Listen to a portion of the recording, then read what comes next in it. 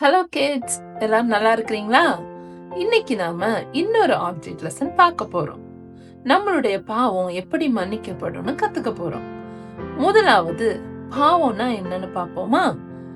நாம ஏசப்பா பிடிக்காத எதை செஞ்சாலும் நினைச்சாலும் பார்த்தாலும் பாவம்தான். அதாவது அப்பா அம்மாக்கு கீழ்ப்படியாம இருக்கிறது, சண்டை போடுறது, பொய் சொல்றது, பரிச்சலை ஏமாத்துறது, இது எல்லாமே பாவம்தான். யாராவது சொல்ல முடியுமா நான் பாவமே செஞ்சது இல்லைன்னு? நம்ம யாருமே சொல்ல முடியாது குட்டீஸ். ஏன்னா நம்ம எல்லாருமே பாவம் செஞ்சிருக்கிறோம். ஒரு துணி அழுக்காச்சு அப்படின்னா நம்ம சோப் வச்சு வாஷ் பண்ணும்போது அது சுத்தமாயிருது. ஆனா பாவம் செய்யும் போது நம்ம இருதயம் அழுக்காயிருது. அந்த இருதயத்தை எப்படி நம்ம சுத்தம் பண்ண முடியும் அப்படின்னு தான் இன்னைக்குள்ள ஆப்ஜெக்ட் லெசன்ல நம்ம கத்துக்க போறோம். சரி, வாங்க பார்க்கலாம். என்கிட்ட 3 ஜார்ஸ் இருக்குது. முதல் ஜார் யார குறிக்குது அப்படின்னா ஏசப்பாவை, ஜீசஸ். இது பாத்தீங்கன்னா சுத்தமா இருக்குது. அதாவது ஏசப்பா பாவம் செய்யாதவங்க அப்படிங்கறதுனால இந்த தண்ணி சுத்தமா இருக்குது. இது யார் அப்படின்னா இது நம்மளை குறிக்குது. நீங்களும் நானும் நம்மளே ஏசப்பா உருவாக்கும் போது சுத்தமா உருவாக்குனாங்க. அதனால இதுவும் சுத்தமா இருக்குது. இந்த கலரா இருக்கிற தண்ணி என்ன அப்படின்னா அது உலகத்துல இருக்கிற பாவத்தை குறிக்குது. அதாவது என்னென்ன பாவம் நம்ம பார்த்தோம்? கீழ்ப்படியாம இருக்கிறது, சண்டை போடுறது, அடிக்கிறது, பொய் சொல்றது, ஏமாத்துறது, இப்படி பல பாவங்களை குறிக்குது. இப்போ நம்ம சுத்தமா இருந்த நம்ம ஏதோ ஒரு பாவம் செய்யறோம். அப்பா அம்மாக்கு கீழ்ப்படியலன்னு வச்சுக்கோங்க.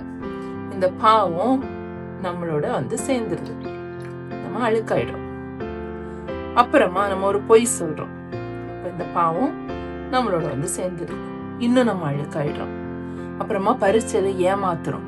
அப்ப திரும்பியும் இன்னும் நம்ம அழுக்காயிடுறோம். பாருங்க எவ்வளவு சுத்தமா இருந்ததுல்ல இந்த நம்மளுடைய இருதயம். இப்ப எப்படி ஒரு அழுக்கா மாறிடுச்சு. இப்ப இந்த பாவத்தை யாரு கழுவ முடியும் அப்படின்னு கேட்டா அதுக்கு பதில் ஏசப்பா. ஏசப்பாவுடைய ரத்தம். ஏசப்பா நம்மளுக்காக தான் பாடுபட்டு சிலுவையில மரித்து ரத்தம் சிந்தினாங்க. அந்த ரத்தத்தினாலதான் நம்மளுக்கு பாவம் கழுவப்பட முடியும். சரி, இப்ப ஏசப்பாவோட ரத்தம் பாவத்தை கழுவுதான்னு பார்க்கலாமா?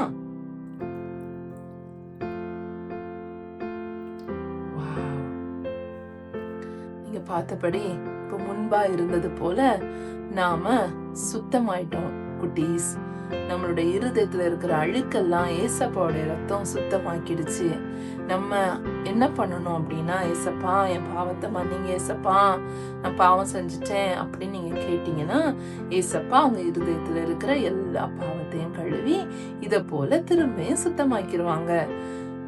சரி, வெறும் என்னுடைய பாவத்தை மட்டும்தான் ஏசப்பா கழுவ முடியுமா அப்படின்னு கேட்டீங்கன்னா இல்ல, உலகத்துல இருக்கிற எல்லாருடைய பாவத்தையும் கழுவுறதுக்காக போக்குறதுக்காக தான் ஏசப்பா சிலுவையில மரித்தாங்க. சரி, இந்த உலகத்துல இருக்கிற எல்லா பாவங்களையும் ஏசப்பாவால போக்க முடியுதான்னு பார்க்கலாமா?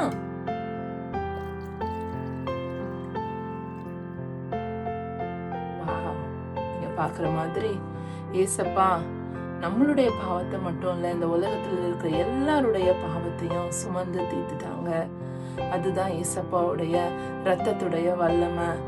இப்போ நம்ம ஒரு வசனம் பார்ப்போமா? 1 யோவான் 1:7.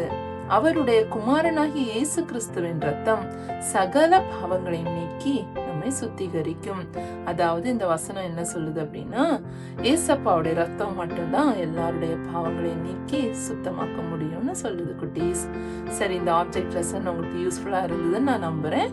இன்னொரு ஆப்ஜெக்ட் லெசன்ல உங்களை சந்திக்கிறேன். Bye, take care, god bless you.